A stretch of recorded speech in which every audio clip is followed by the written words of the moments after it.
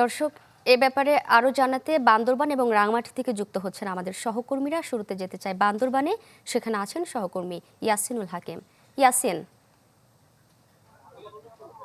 হ্যাঁ রেনু, আমি এখন দাঁড়িয়ে আছি বান্দরবানের যে রাজগুরু বুদ্ধ বিহার রয়েছে এর পাশে বদিবৃক্ষ তলা। এখানটায় আসলে বুদ্ধ ধর্মাবলম্বী যে আজকে যে বুদ্ধ পূর্ণিমা অনুষ্ঠান এটি নিয়ে এখানে বদিবৃক্ষকে পূজা করা হবে। আমরা সকাল থেকে দেখেছি রাজগুরু বুদ্ধ বিহারের পক্ষ থেকে রাজবাড়ি থেকে একটি মঙ্গল শোভাযাত্রা বের হয়ে সেটি বের হয়ে শহরের বিভিন্ন প্রধান প্রধান সড়ক এখনো প্রদক্ষিণ করছে। প্রদক্ষিণ শেষে এই স্থানটিতে আসবে। এর পরবর্তীতে আমরা দেখছি আমার পিছনে অনেকগুলো বুদ্ধ ধর্মাবলম্বী নারী যুবক যুবতীরা রয়েছে। তারা বিভিন্ন জায়গা থেকে চন্দন কাঠ নিয়ে আসলে পানি নিয়ে এসেছে, সেটি দিয়ে তারা এখানে এখানে পূজা যে আনুষ্ঠানিকতা রয়েছে সেটি তারা শেষ করবেন।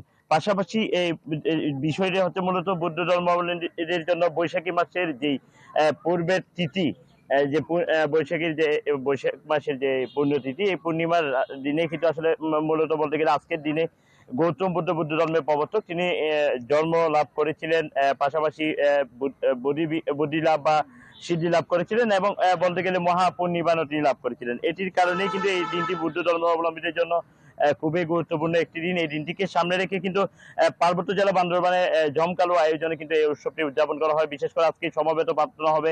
বুদ্ধ ধর্মাবলম্বী যারা রয়েছে তারা কিন্তু মূলত এই দিনটিকে সামনে রেখে সূচি বস্ত্র পরিধান করে বিভিন্ন বিহারগুলোতে তারা আসা যাওয়া করে এবং সমবেত প্রার্থনা করার জন্য তারা বিভিন্ন সারি কিন্তু সকালে ভোরবেলা থেকে বিভিন্ন বিহারগুলোতে তারা অবস্থান করে।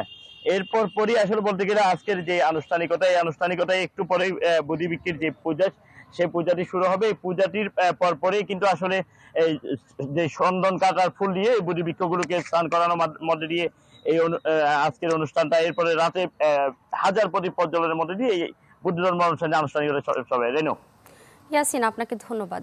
এবার রাঙামাটি থেকে সরাসরি যোগ দিচ্ছেন জিয়াউল হক। জিয়া। রেনু, বৌদ্ধ ধর্মাবলম্বীদের একটি অন্যতম বড় ধর্মীয় উৎসব বলা হয় এই যে বৌদ্ধ পূর্ণিমা বা বৈশাখী পূর্ণিমাকে। এই উপলক্ষে সকাল থেকে আমরা দেখেছি যে রাঙ্গামাটি রাজবন বিহারে অনেক পুণ্যার্থী এসেছেন। এই দিনটি বিশেষ তাৎপর্য হচ্ছে এই কারণে যে এই দিনই বৌদ্ধ ধর্মের যে গৌতম বুদ্ধ তার জন্ম হয়েছিল, একই দিনে তিনি বৌদ্ধত্ব লাভ করেছিলেন এবং পরিনির্বাণ উনি হয়েছিলেন এই একই দিনে। সেই দিনটিকে যথাযথ মর্যাদায় বৌদ্ধ ধর্মাবলম্বীরা উদযাপন করে থাকে। আমরা জানি যে এদিনে অষ্টশীল পরিষ্কার এবং পঞ্চশীল গ্রহণ এবং নানা ধরনের সমাবেত পরিবেশনা হচ্ছে যে বৌদ্ধদের যে ধর্মীয় অনুষ্ঠান সেটি আসলে পালন করে থাকে।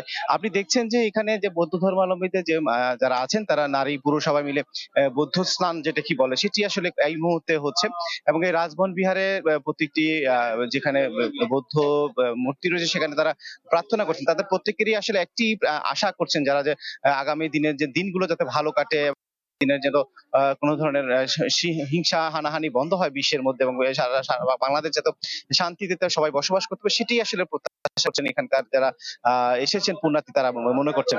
এবং এই দিনটিকে আসলে এই দিনটি উদযাপন করার জন্য প্রায় পালন করে থাকে। আমি চেষ্টা করব কারোর সাথে কথা বলার জন্য যারা আসলে কেন এই দিনটি, একটু আপনার সাথে কথা বলতে চাই। আসলে এই দিনটি আসলে কিভাবে উদযাপন করেন আপনারা? আমরা বুদ্ধ পূর্ণিমা, এটা আমাদের বুদ্ধত্বর জন্ম মৃত্যু এবং মহাবুদ্ধ লাভ করে, এই জন্য আমরা এটা পালন করে থাকি আর কি। কি প্রত্যাশা করেন এই দিনে আসলে বুদ্ধের কাছে? আমরা প্রত্যাশা করি সকল প্রাণের জন্য মুক্ত করার জন্য ইয়া করি আর কি, প্রার্থনা করি আর কি। আসলে এই যে কিছুক্ষণ পরেই আসলে এখানে সমাবেত ভাবে এখানে ধর্মীয় অনুষ্ঠান অনুষ্ঠিত হবে।